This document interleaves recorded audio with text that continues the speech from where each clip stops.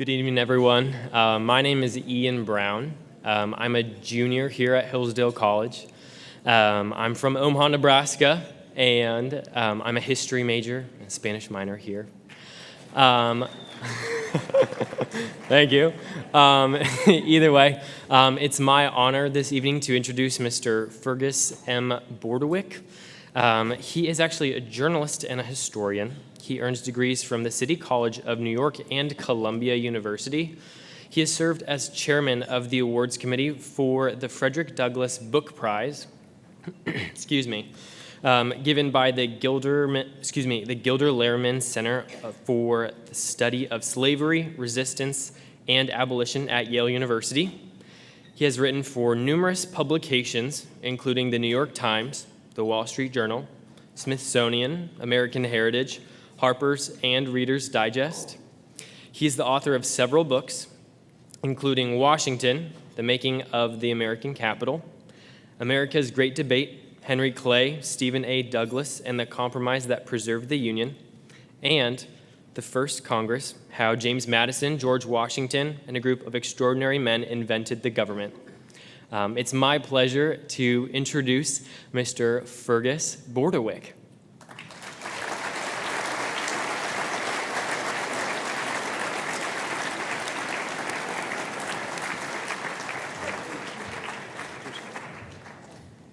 Good evening, everybody. I assume you can hear me clearly.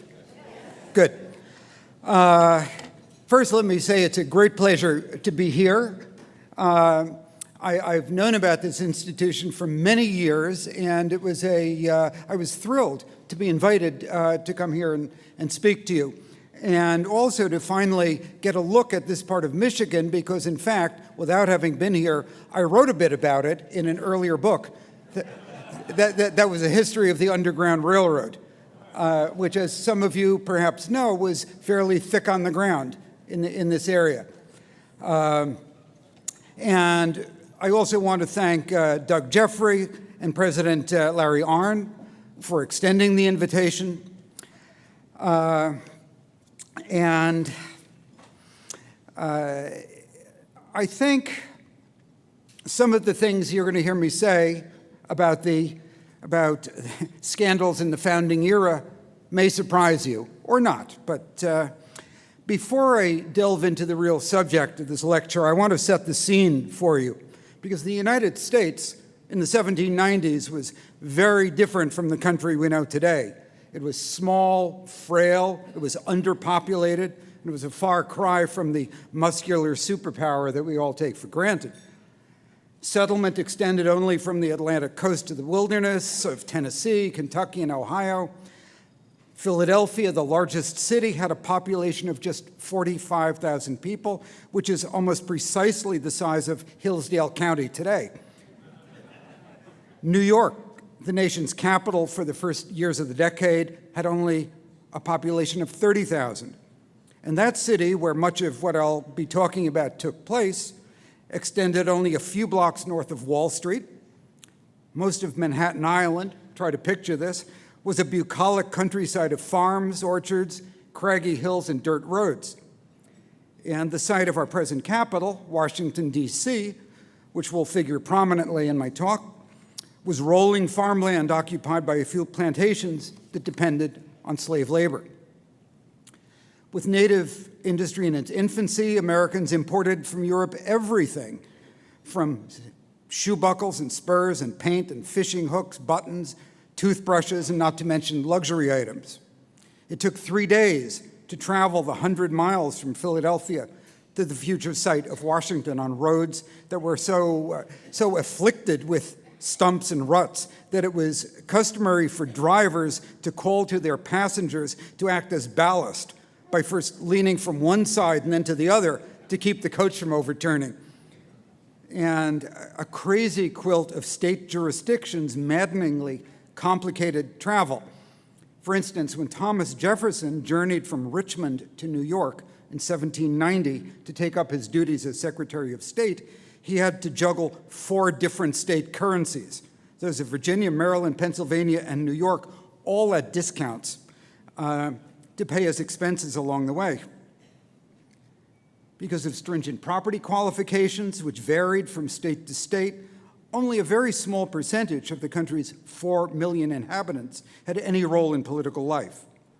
Just under 700,000 were slaves, who of course had no rights to liberty or property at all. And Americans had only barely begun to think of themselves as a single people.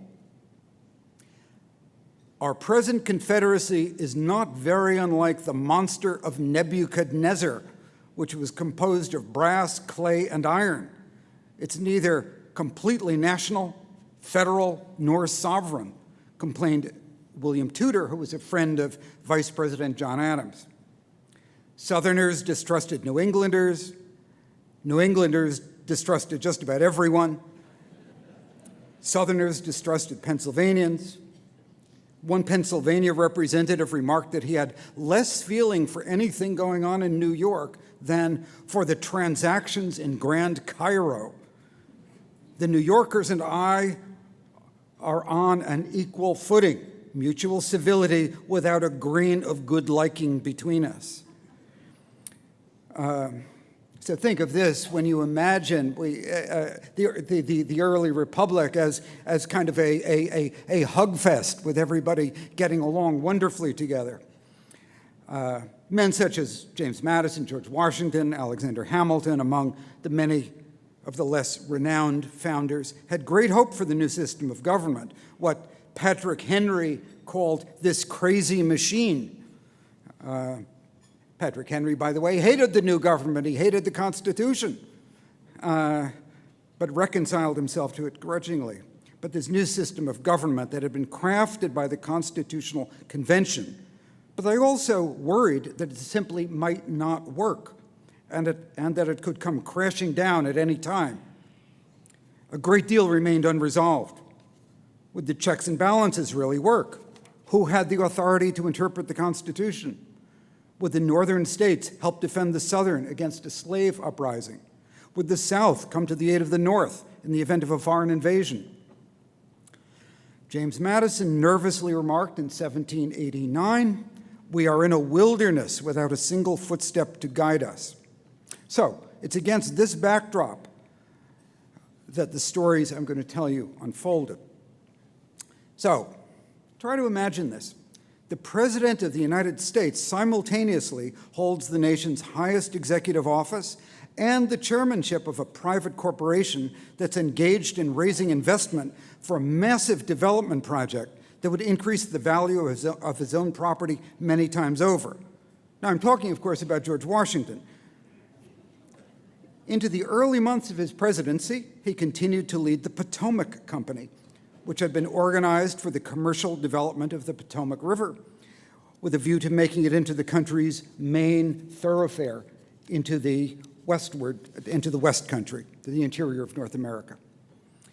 Its development would also dramatically increase the value of Washington's vast land holdings in western Pennsylvania and present-day West Virginia. But in 1789, hardly anyone batted an eye. Not so much because Washington was beyond reproach, though he pretty much was, but because what we call conflict of interest was rarely perceived as politically scandalous in the early days of the Republic. Washington wasn't alone. Most of the government's leading men held potentially very lucrative investments that would benefit from legislation they actively and often openly promoted. So then, just what's a scandal? At least in 1790. Is something a scandal because the behavior involved is inherently illegal, immoral, unethical, or unseemly by today's standards or by our ancestors' standards? This brief look at what scandalized our forebears of the 1790s will show us something about how our notion of what constitutes a public or a political scandal has changed, and why what shocks us today may have shocked almost no one then. And, by the same token, why much of what scandalized them means little to us now. There's no better place to begin than the machinations that surrounded the establishment of the national capital, or as it was then called, the Federal City. Many different sites, more than 30, were under consideration from Kingston, New York to Norfolk, Virginia. But the main contenders were New York City, the home of the federal government at the time, several sites in Pennsylvania, and on the Potomac. Regional advocates lobbied ferociously for their favorite locations. Among these, the boldest example was Pennsylvania Senator Robert Morris, who bought up land at every proposed site near Philadelphia and battled hard to place the capital on any one of them. His fellow senator from Pennsylvania, William Maclay, the two hated each other, by the way, William Maclay worked equally hard to win the capital for a site on the Susquehanna River, where he and his political allies owned land. After a sequence of horse-trading backroom deals, so many of them that I wouldn't dare begin to recount them for you, Congress finally settled on the Potomac. But where on the Potomac? Congress deputed George Washington to pick the best spot. It was generally expected that he would select a site far upriver, where Maryland is narrowest, so that the federal district might eventually encompass parts of 3 states, Pennsylvania, Maryland, and Virginia. Instead, he insisted on the present site, most of which lay outside the zone mandated by Congress, and required Congress to vote again to enlarge that zone to accommodate him. The site he chose, as we all know, lies conveniently across the river from his property at Mount Vernon. After Washington's death, John Adams tartly declared that the deal raised the value of Washington's properties 1,000%.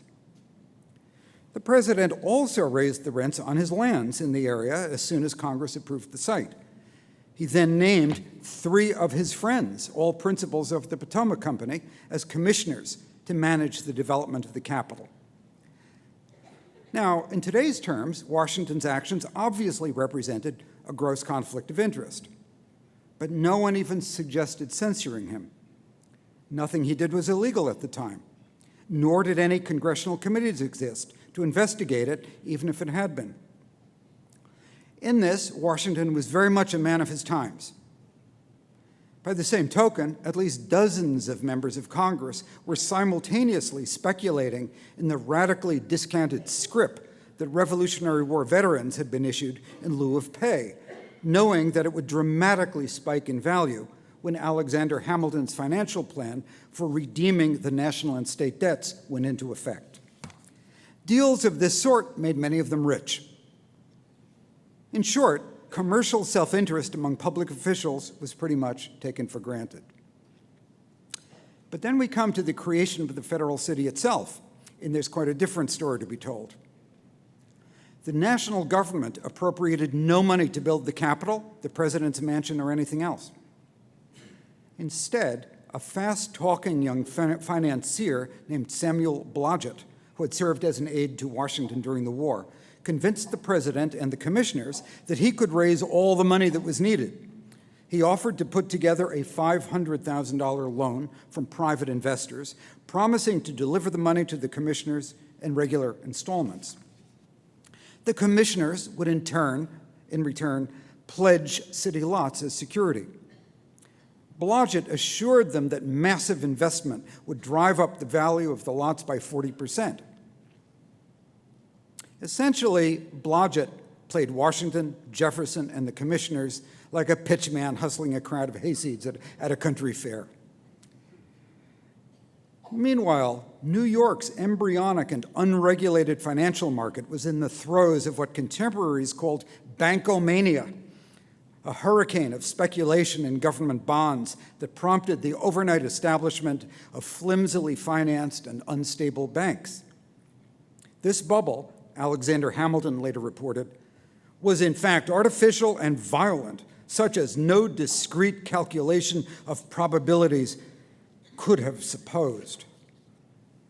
The master manipulator at the eye of this hurricane was William Dewar, Hamilton's former Assistant Secretary of the Treasury, who exploited insider information gained from his position in an attempt to corner the New York bond market.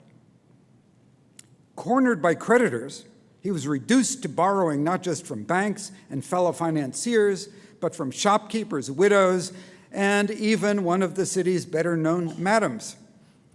He failed. In March 1792, Dewar's collapse brought on the nation's first Wall Street crash, bankrupting many of the city's biggest moneymen, including James Wilson, a justice of the Supreme Court, who was imprisoned for debt as a result of failed speculations and spent the rest of his life running from creditors. Dewar himself was financially ruined, almost lynched, and jailed in debtor's prison from which he never emerged. The cash reserves of the Bank of the United States plummeted by 34%, prompting the bank to call in a quarter of its outstanding loans. Now, bad as this was, it would have been a great deal worse without quick work by Alexander Hamilton, who acted to stabilize the securities market and staved off a full-scale recession. Interest rates soared to a ruinous 1% a day. Hamilton wrote, "'Tis time there must be a line of separation between honest men and knaves, between respectable stockholders and dealers in the funds, and more unprincipled gamblers." Now, Americans would still be saying much the same thing 2 centuries later. Meanwhile, back on the Potomac, the money upon which Samuel Blodgett, you remember him, Samuel Blodgett, along with the president, the commissioners, and Congress, had pinned their hopes upon, evaporated into thin air. Scarcely anyone was interested in buying land in the federal district, and of those who did, many refused to pay. The only real winner was Blodgett himself, who acquired at a secretly discounted price the most valuable piece of real estate on offer. Since land sales seemed unpromising, Blodgett proposed another scheme, raising money through a lottery with $350,000 in prizes, including a non-existent hotel. It's true, I kid you not. Once again, Blodgett succeeded in gulling the commissioners, as well as Washington and Jefferson. When this too failed to generate any income, the commissioners finally begged Blodgett to stop the business as soon as possible. By 1793, construction of the government buildings had almost completely stalled. The federal city looked set to become a spectacular national failure with serious consequences for the frail young republic. If the buildings were not completed at the end of the 10-year deadline set by Congress, that's November 1800, the capital would remain, very likely permanently, in Philadelphia. At this dire moment, 3 new financiers with impeccable credentials rode to the rescue. James Greenleaf of Boston, who had made a fortune in land speculation, John Nicholson, Pennsylvania's respected comptroller general, and U.S. Senator Robert Morris, who, having failed to win the capital for Pennsylvania, now staked his fortune and reputation on cornering the real estate in the federal district. They bought out Blodgett and promised to succeed where he had failed. The economic historian A.M. Sokolsky, writing in the 1930s, would call them the greatest land-grabbing triumvirate that ever operated in America. The partners contracted with the commissioners to buy thousands of lots in the federal city for over $1 million. They committed themselves to erect a house on every third lot and to paying the commissioners annual installments over the next 7 years until the project was completed. In all, they controlled 42% of the available real estate in the district. To pay for it, they would float a $1.2 million loan, a stupendous sum at the time, from lenders in Europe. So, from here on, the capital's fate essentially became the prisoner of a speculative scheme so gargantuan and tangled that it still defies attempts to fully unravel it. Essentially, the 3 partners created a pyramid scheme. Its collapse literally shook the capital to its already shaky foundations. First, because of political instability in Europe, the partners were unable to raise more than a fraction of the loans they sought. Second, the largest portion of their collateral lay in 2.3 million acres of unsurveyed and unsaleable land in Georgia, mired in clouded claims, burdened with unpaid taxes, occupied by very combative squatters, and already encumbered for debt. In short, No one wanted it, and they couldn't get rid of it. Within a few years, the trio's wealth disappeared into financial quicksand. By now, the partners owed the commissioners tens of thousands of dollars that they couldn't pay, along with a contractual obligation to build hundreds of houses that they couldn't afford to build. For the next 2 years, they were like aerialists, tightrope walkers, seemingly suspended in the air with their legs churning, spinning over the heads of their audience of creditors, public officials, and prospective investors, struggling to pull off one new financial trick that would keep them solvent. Instead, they came down in a heap. Broke, plagued by lawsuits, Morris became a virtual prisoner in his Philadelphia home. Nicholson was reduced to looting a Presbyterian widows' fund, of which he was a trustee, and attempting to lease a hotel in the federal city for a brothel. In 1798, their luck ran out. Both Nicholson and Morris wound up in debtor's prison in Philadelphia, virtually penniless, and their reputations in ruins. Morris remained there 3.5 years. He came out a broken man and died 5 years later in near oblivion, virtually erased from the pantheon of the nation's founders. Nicholson died in prison, leaving a wife, 8 children, and $12 million in debt. Greenleaf, the slickest of the three, spent less than a year in jail. The collapse of the speculative bubble brought land sales and construction in the federal city almost to a halt. Thousands of the best lots were encumbered by liens and litigation. Would-be investors regarded the place as a failure. In the end, grudging appropriations by Congress and the state of Maryland provided enough money for the government buildings to be completed by the 1800 deadline, but just barely. You could still smell the paint inside the walls of the Capitol building as Congress arrived. It would be generations before Washington grew into anything like the grand national capital that the founders had imagined. So I ask, what was the difference between George Washington's transparent conflicts of interest and Robert Morris's speculations? Now, a cynic might say merely that one man's scheme succeeded and the others failed, and that winners don't have to justify themselves. Of course, gratitude to Washington as the paramount hero of the Revolutionary War meant that, in fact, he could do almost no wrong in the public eye, at least in the early days of his presidency. Even John Adams regarded his transgressions, if that's what they were, as unseemly rather than illicit.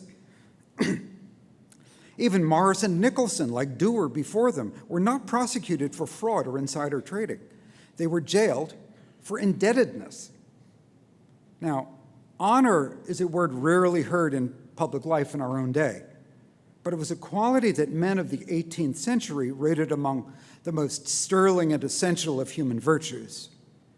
A man's honor could be breached or enhanced in many ways, but one of the surest ways to lose it, to become dishonored, was to fall into debt, which entailed the betrayal of one's creditors. And we should bear in mind that many innocent people were ruined financially as a result of these speculators' schemes. I'll mention again that in 1796, James Wilson, member of the Supreme Court, was twice imprisoned for debt. Up to now, I've been talking only about financial misbehavior. But what about the more personal kinds of scandal, misdeeds of the boudoir, so to speak, or in plain language, sex scandals, that loom so large in our own time, entangling so many politicians? In the early national era, Americans sometimes seemed quite puritanical, but not always in predictable ways. In 1789, the French ambassador scandalized New York society by living openly with a woman who was not his wife. But the living arrangements of the apparently homosexual Peter L'Enfant, the designer of Washington, D.C., caused no recorded comment at all. I suspect that in many such cases, a tacit don't ask, don't tell policy was practiced. And then there was Alexander Hamilton.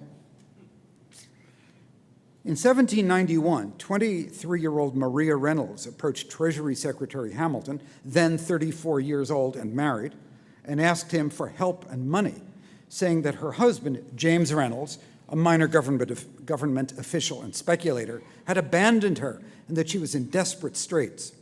Hamilton went to her boarding house where, he later wrote, "It was quickly apparent that other than pecuniary consolation would be acceptable." The clandestine affair that ensued went on for at least a year. This arrangement quickly evolved into a con on the part of the Reynoldses. James Reynolds was aware of the affair, possibly from the start, and encouraged it in order to blackmail Hamilton. Reynolds wrote to him in January 1792,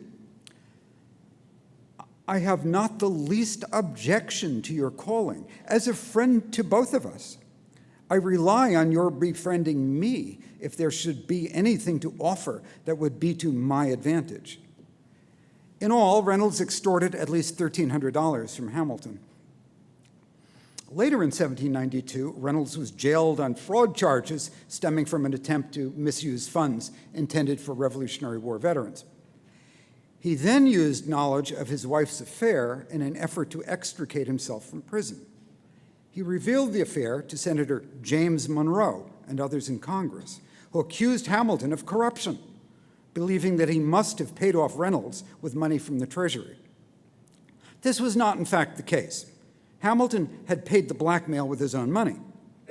His accusers accepted his denial and the business was hushed up. However, Monroe sent incriminating copies of the letters between Reynolds and Hamilton to his close ally and Hamilton's archenemy, Thomas Jefferson. 5 years later, in 1797, James Callender, at that time a propagandist for Jefferson, made the affair public in a pamphlet. Hamilton angrily confronted Monroe for betraying him. Words were exchanged. Each called the other a scoundrel and a liar. A duel between the two was only narrowly averted through the efforts of none other than Aaron Burr, who, of course, would himself kill Hamilton in a duel in 1804. You can't make it up.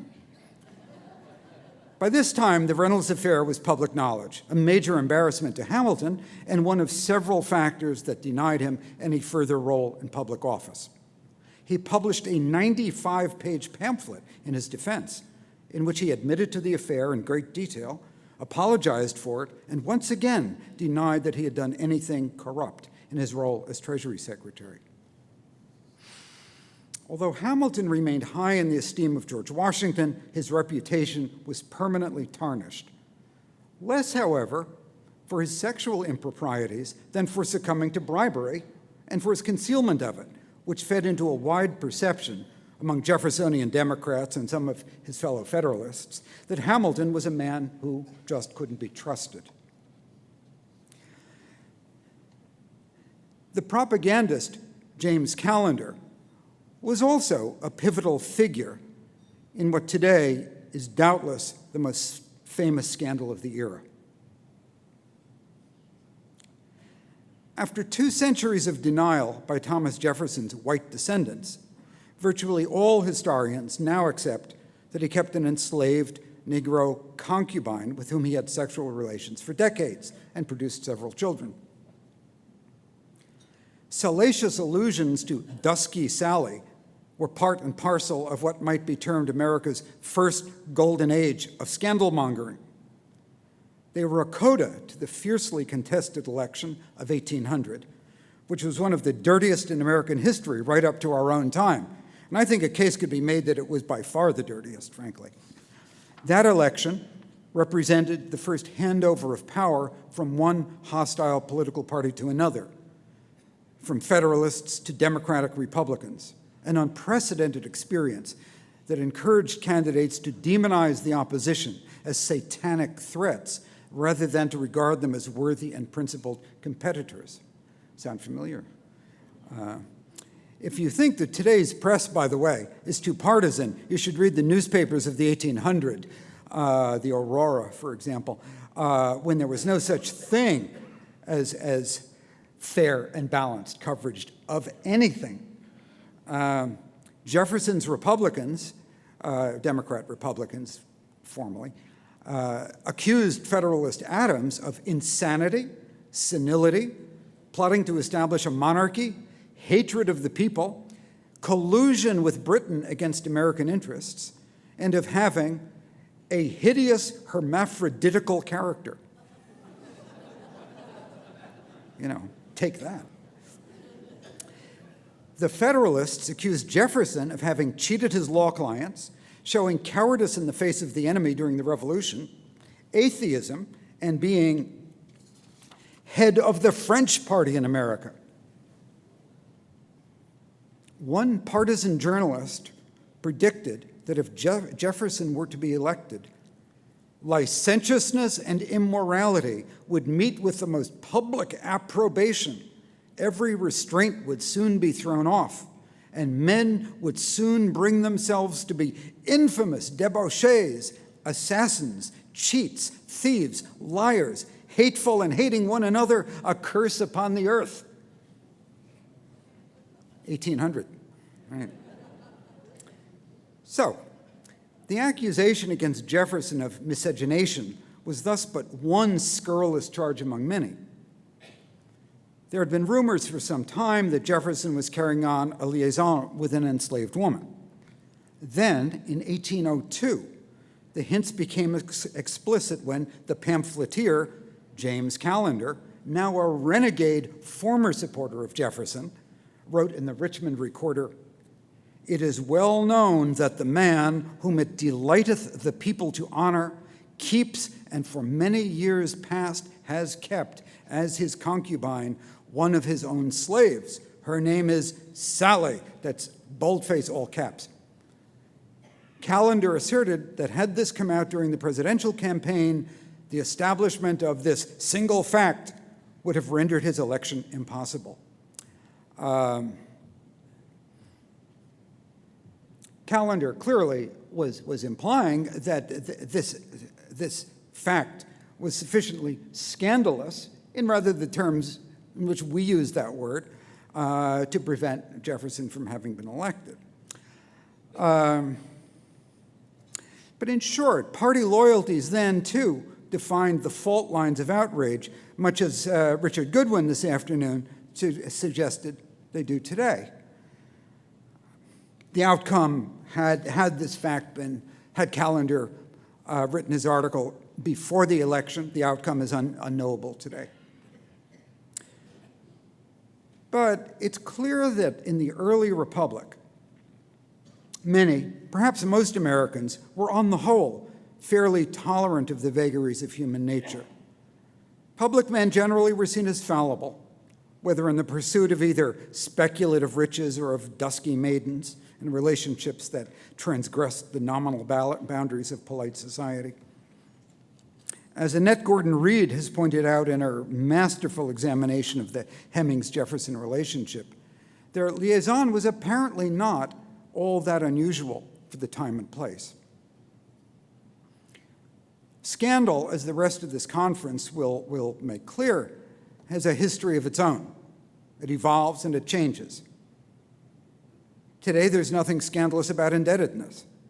Virtually all Americans now live with a degree of debt that would mortify our 18th century ancestors.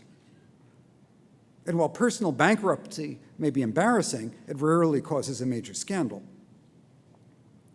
Moreover, in the early republic, what was a scandal in one part of the country may not have been in another. The revelation of Jefferson's relationship with Sally Hemings probably shocked straight-laced Federalist New Englanders, for example, more than it did men in the slave states, where such relationships were all too common, if not often spoken of in polite society. And few Americans today would consider a biracial relationship as scandalous. On the other hand, in this era of the Me Too movement, Jefferson's reputation would doubtless be destroyed in the press and public opinion for what would be deemed prolonged sexual abuse within a power relationship. So, if there's a lesson to be drawn from this brief tour of the 1790s, it's that scandal, at least historically speaking, is often in the eye of the beholder. Is a scandal really a scandal if no one takes notice, such as George Washington's self-dealing over the site of the nation's capital? Today, it would surely be cause for impeachment. while the indebtedness of Robert Morris or William Dewar would hardly condemn them to prison. On the other hand, Dewar's insider trading certainly would send him to the clink today, though it was not a crime in 1792. So it should be said that none of these scandals, or dare I say non-scandals in many cases, threaten the survival of the government, which at the start of the decade had seemed so very fragile. Partly that was because popular opinion mattered far less than it does today, because relatively so few people could vote. It was also because, by and large, Americans trusted their leaders, flawed and human though they revealed themselves to be. They also trusted their new institutions to survive, and that if those institutions broke, then they would fix them as they saw fit. As Representative George Thatcher of Massachusetts put it in 1792, politics are the meat and drink of the people in a free government, and if it does not suit us, faith, we will correct the cook. And I personally find that a remark that we should all know and might well remember, because he's talking about what democracy does best, which is fix itself. And to conclude, I'll say, while we ought to pause before judging the behavior of our forebears by today's values, usually a mistake, we have every reason to be grateful to the subsequent generations of jurists, crusading journalists, and ordinary citizens for insisting on standards of probity and decency that few Americans in the 1790s could dream of. Thank you.